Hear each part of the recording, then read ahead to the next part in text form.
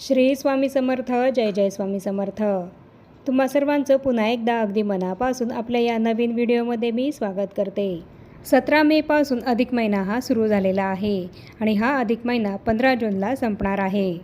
संपूर्ण अधिक महिना हा श्रीहरी विष्णूंना समर्पित आहे. या महिन्याला धोंड्याचा महिना, पुरुषोत्तम मास, मलमास असं म्हणून ओळखलं जातं.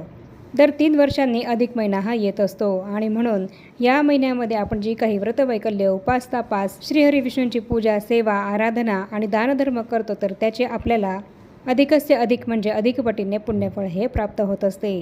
अधिक महिना हा श्रीहरी विष्णूंचा अत्यंत आवडीचा आणि प्रिय असा महिना मानला जातो आणि म्हणून या महिन्यामध्ये श्रीहरी विष्णूंची पूजा, सेवा, आराधना जास्तीत जास्त प्रमाणामध्ये केली जाते. प्रत्येकजण या महिन्यामध्ये आपापल्या परीने वेगवेगळे व्रतवैकल्य, श्रीहरी विष्णूंची पूजा, सेवा आणि दानधर्म हा करत असतो.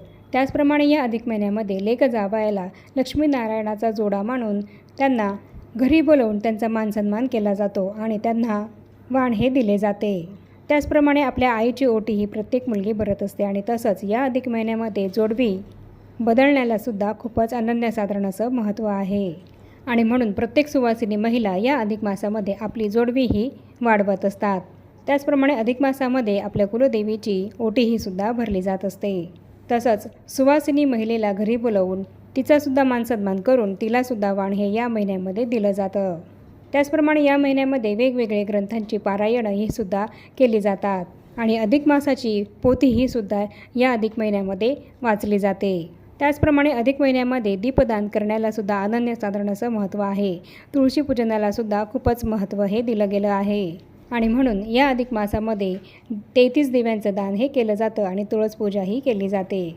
जर या अधिक मासामध्ये यापैकी तुम्हाला काहीही करणं शक्य झालं नसेल तर अधिक मासाच्या उरलेल्या या काहीच दिवसांच्या काळामध्ये तुम्ही तुमच्या देवघरामध्ये असलेल्या देवांनाच असे वाण हे नक्की लावा. यामुळे तुम्हाला 33 कोटी देवांचा आशीर्वाद हा मिळेल आणि अधिक मासाचं अधिक पटीने पुण्यफळ हे सुद्धा अवश्य मिळेल आणि देवतांच्या आणि श्रीहरी विष्णूंच्या कृपेने तुमच्या सर्व इच्छा मनोकामना नक्की पूर्ण होतील. तर आपल्या आजच्या व्हिडिओमध्ये आपण या अधिक मासामध्ये आपल्या देवघरातील देवांनाच वाण हे कसं लावायचं आहे आणि देवांना वाण लावण्याचं काय महत्त्व आहे याबद्दलचीच संपूर्ण महत्त्वाची माहिती या व्हिडिओमध्ये आपण बघणार आहोत. आणि ही अत्यंत महत्त्वपूर्ण माहिती जाणून घेण्यासाठी तुम्ही हा व्हिडिओ कुठे स्किप न करता शेवटपर्यंत पूर्ण बघा. म्हणजे जरी तुम्ही अजूनही या अधिक मासामध्ये काहीही केले नसेल तर या पद्धतीने जर तुम्ही तुमच्या देवघरातील देवांना वाण लावाल तर तुम्हाला या संपूर्ण अधिक मासाचं पुण्यफळ हे प्राप्त होईल आणि 33 कोटी देवांचा आशीर्वाद हा सुद्धा प्राप्त होईल. आणि म्हणूनच व्हिडिओ कुठेही स्किप न करता शेवटपर्यंत पूर्ण बघा. अधिक मासामध्ये आपल्या घरी देवांना वाण देणं म्हणजे भक्तिभावाने 33ची संख्या लक्षामध्ये घेऊन केलेली दान किंवा भेटवस्तूंची अर्पण पद्धत होय. अधिक मास हा भगवान श्रीहरी विष्णूंना समर्पित असतो आणि या महिन्यामध्ये 30 दिवस अधिक 3 अधिकाचे दिवस या संख्येला अत्यंत महत्त्व असते.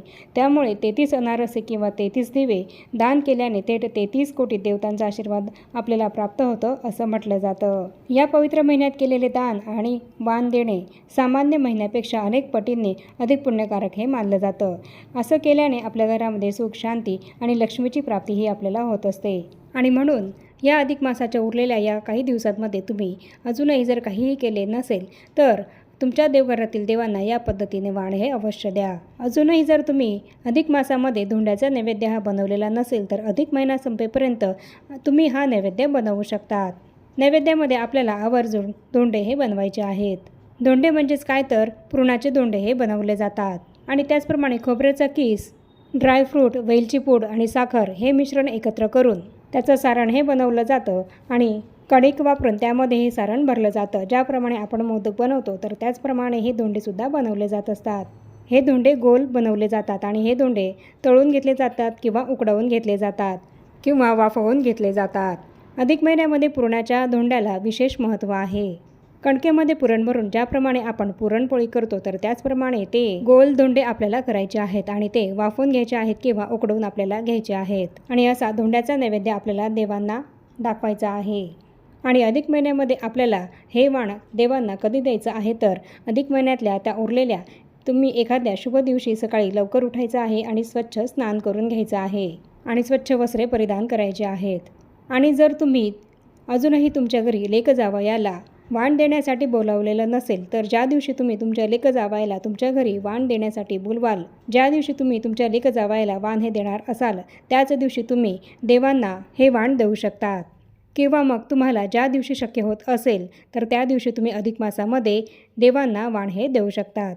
तर यासाठी सकाळी लवकर उठून स्वच्छ स्नान करून स्वच्छ कपडे परिधान करायचे आहेत आणि त्यानंतर आपल्या देवघराची साफसफाई करून आपल्याला आपल्या देवघरातील देवांची पूजा करून घ्यायची आहे आणि भगवान श्रीहरी विष्णूंची षोडशोपचार पूजा करायची आहे आणि देवाला पिवळे वस्त्र, पिवळे फुलं आणि नैवेद्य हा अर्पण करायचा आहे. तसंच आपल्या देवघरातील सर्व देवांची सुद्धा आपल्याला विधिवत पूजा करून घ्यायची आहे. आपली कुलदेवी, आपले कुलदैवत यांची सुद्धा हळद, कुंकू, अक्षता, फूल अर्पण करून पूजा आपल्याला करून घ्यायची आहे आणि तसंच गोडाचा नैवेद्य हा सुद्धा आपल्याला या दिवशी देवांना अर्पण करायचा आहे. देवघरामध्ये दिवा, अगरबत्ती हे आपल्याला प्रज्वलित करून घ्यायचा आहे आणि हा दिवा लावताना तो आपल्याला शुद्ध गायच्या तुपाचाच लावायचा आहे आणि त्यानंतर आपण आपल्या देवघरातील देवांना वाण हे लावायचं आहे. तुम्ही जर तुमच्या घरी लेक जावयाला वाण देण्यासाठी बोलवलेलं असेल, तर लेक जावयाला वाण देण्याआधी तुम्हाला तुमच्या देवघरातील देवांना वाण हे द्यायचं आहे आणि त्यानंतर लेक जावयाला वाण हे द्यायचं आहे. या दिवशी आपण देवांना नैवेद्य काय दाखवायचा आहे, तर आपण जो काही लेक जावयासाठी स्वयंपाक हा बनवलेला असेल, तर त्याचाच नैवेद्य हा आपण देवांना या दिवशी दाखवायचा आहे आणि त्याचप्रमाणे पुरणाचे 33 धोंडे बनवून आपल्याला त्याचं वाण हे आपल्या देवांना द्यायचं आहे.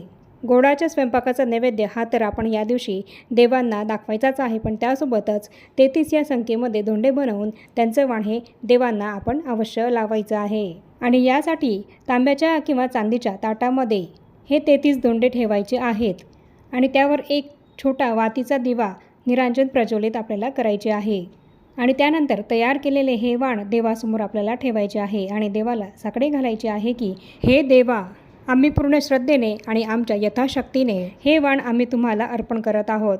आमच्याकडून झालेली ही सेवा स्वीकारून आम्हाला आणि कुटुंबाला आशीर्वाद द्या. आमच्या कुटुंबावर तुमचा कृपाशीर्वाद हा कायम राहू द्या आणि माझ्या कुटुंबातील सर्वांना सुख, शांती, समृद्धी प्रदान करा, अशी प्रार्थना तुम्हाला देवांना करायची आहे.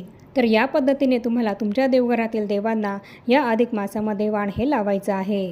त्याचप्रमाणे अधिक मासामध्ये गाईला वाण लावण्याला सुद्धा खूपच अनन्यसाधारण असं महत्त्व आहे आणि म्हणून तुम्ही काहीही जर या अधिक मासामध्ये केलेले नसेल, तर गाईलासुद्धा तुम्ही याच पद्धतीने वाण हे देऊ शकतात आणि गाईला वाण हे कसं द्यावं याबद्दलचा माहिती देणारा व्हिडिओसुद्धा माझ्या चॅनलवर आहे आणि म्हणून तुम्हालाही जर गाईला अधिक मासामध्ये वाण लावायचं असेल, तर तुम्ही माझ्या चॅनलवर जाऊन तो व्हिडिओ पूर्ण बघा आणि त्याप्रमाणे गाईलासुद्धा वाण हे अधिक मासामध्ये अवश्य द्या. यामुळे सुद्धा तुम्हाला अधिक मासाचं पुण्यफळ मिळेल आणि 33 कोटी देवांचा आशीर्वादसुद्धा प्राप्त होईल. तर याप्रमाणे या अधिक मासामध्ये तुम्हाला जर काहीच करणं शक्य झालं नसेल, तर गोडाधोडाचा स्वयंपाक बनवून त्याचा नैवेद्य देवांना दाखवून आणि त्याचप्रमाणे 33 धोंडे बनवून त्याचे वाण हे तुम्ही तुमच्या देवघरातील देवांना अवश्य द्या. असे केल्याने तुम्हाला 33 कोटी देवतांचे आशीर्वाद हे प्राप्त होतील आणि संपूर्ण अधिक मासाचं पुण्यफळसुद्धा मिळेल. देवांना वाण लावण्याची ही संधी आपल्याला 3 वर्षातून एकदाच अधिक मासामध्ये मिळत असते आणि म्हणून ही संधी तुम्ही चुकूनही सोडू नका. अधिक मासाच्या या आता उरलेल्या काही दिवसांमध्ये तुम्ही तुमच्या देवघरातील देवांना असं वाण हे नक्की लावा आणि अधिक मासाचं संपूर्ण पुण्यफळ हे प्राप्त करून घ्या.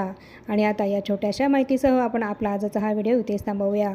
चॅनलवर जर तुम्ही पहिल्यांदाच आला असाल, तर चॅनलला जरूर सबस्क्राईब करा आणि या व्हिडिओला जास्तीत जास्त शेअरसुद्धा करा आणि भेटूया पुन्हा अशाच नवीन एका माहितीपूर्ण आणि महत्त्वपूर्ण व्हिडिओसोबत. तोपर्यंत सर्वांना श्री स्वामी समर्थ.